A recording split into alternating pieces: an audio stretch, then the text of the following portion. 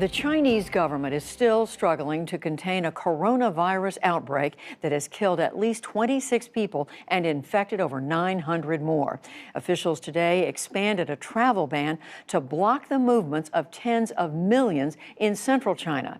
New cases have now appeared in Europe and in 6 other countries, and a second U.S. case was confirmed today. William Brangham has the latest. Hospitals in the city of Wuhan, China, the center of this outbreak, are jammed to capacity. Medical teams are working overtime, dealing with a rush of people worried they're infected with this new coronavirus. Hospitals here have issued urgent pleas for additional help and supplies. With the official death toll doubling overnight and hundreds of new cases emerging, Chinese officials have now expanded their travel ban beyond the 11 million in Wuhan into 12 surrounding towns. That's about 35 million people, roughly the population of Canada, on semi-lockdown. Restricting train and air travel. Tom Boyke is the director of the Global Health Program at the Council on Foreign Relations and author of Plagues and the Paradox of Progress. The history of these kinds of travel bans isn't positive. Generally speaking, these travel bans are seen as not that effective. What they often do is cause people not to report their illness and try to circumvent government and public health officials, and that makes it more likely that the disease will spread. Chinese state media released this video of a massive hospital being built, claiming it'll be up and running in a stunning 6 days' time.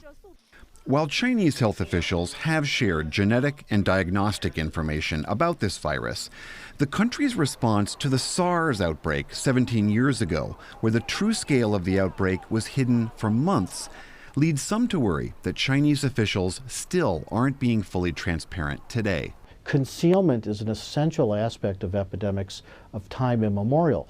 Howard Markel is a medical historian and author of, among other books, Quarantine and When Germs Travel.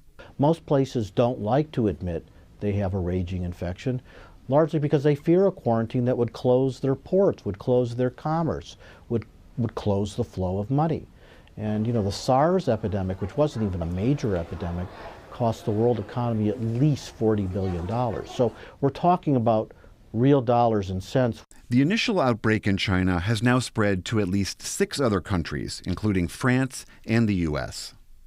The Centers for Disease Control confirmed a second U.S. case today, a Chicago woman in her 60s who'd recently traveled to Wuhan. A man in his 30s in Washington state is also infected, but now stable. The CDC says they're investigating at least 63 others in 22 states. The 5 U.S. airports that are receiving people from affected regions in China are now screening passengers for fevers. The 2 current U.S. cases arrived before screenings were in place. As China continues to grapple with this outbreak, major questions still need answering. Just how contagious is this virus? And how lethal? Howard Markel says until those questions are answered, banning travel for millions might be counterproductive to stop a virus that spreads but perhaps isn't that deadly. Well, I think the most concerning thing is this massive quarantine of over 35 million people, the largest quarantine ever undertaken in human history. So you would not use the atomic bomb of public health tools, the quarantine, in the manner that China has done, for something that may be quite contagious, that might spread, but doesn't cause death. Tom Boyke says this novel virus in China is not yet cause for alarm for Americans. There are plenty of other viruses right here to worry about. We're in the midst of a terrible flu season. There's a vaccine that people can actually do something about. If viewers want to be nervous or scared at home about how to protect themselves from diseases, this new novel virus is still pretty far down the list in terms of what they should be doing something about. For the PBS NewsHour, I'm William Brangham.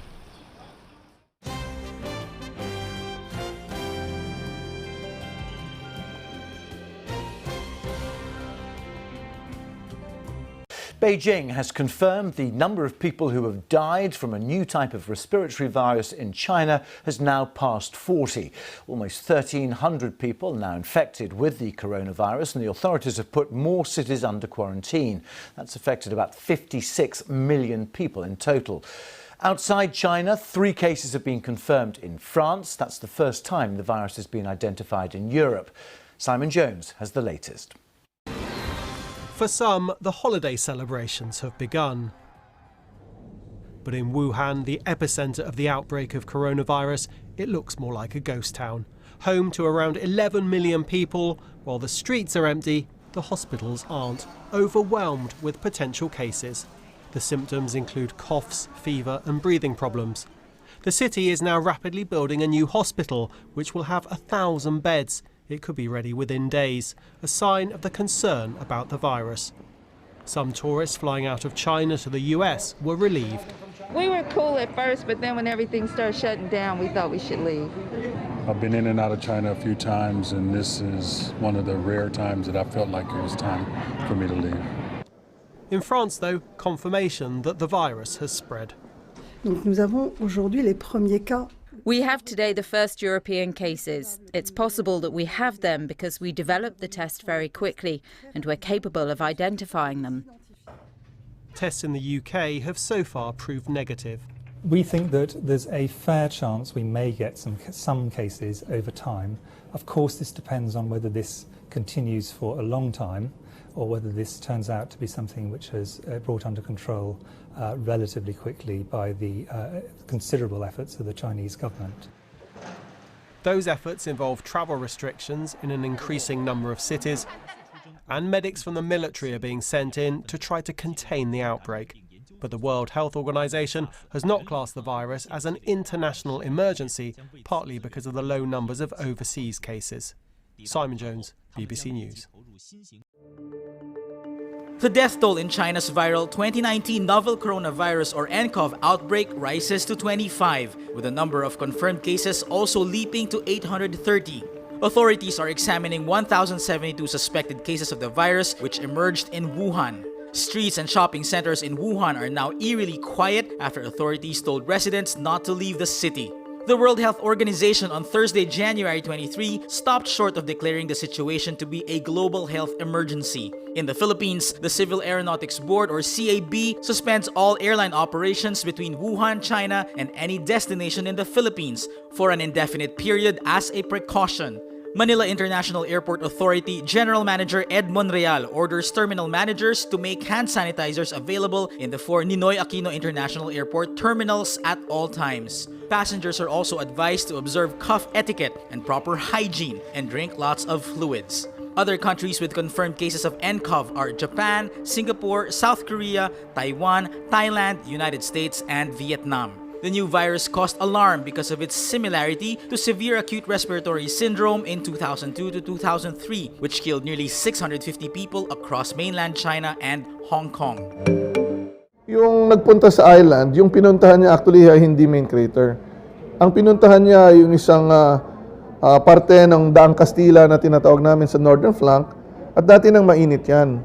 At nung alert level 1 pa lang, pinagbawal na natin at nirekomenda na huwag pumasok ang mga tao sa loob ng main crater at mga lugar na kung saan umusok. Kung ang nangyari ay nandun siya kanina, na kung saan sumulpot ang napakaraming usok at may pwersa ng kaunti, at doon siya sa pwesto na pinuntahan niya, ay yun din ay sumingaw. Hindi lang sa main crater. So delikado po sa mga kababayan natin na nangangahas pumunta sa isla na kahit hindi po malakas ang pagsabog, kahit lang steam-generated explosion or phreatic eruption, ay delikado na po sa buhay nila. So, dapat pong sikapin ng mga lokal na leader na ipayuhan po nila ang kanilang mga kababayan na wag nang pumunta sa isla, at yung mga residente din, na delikado po ang kondisyon ng Taal Volcano.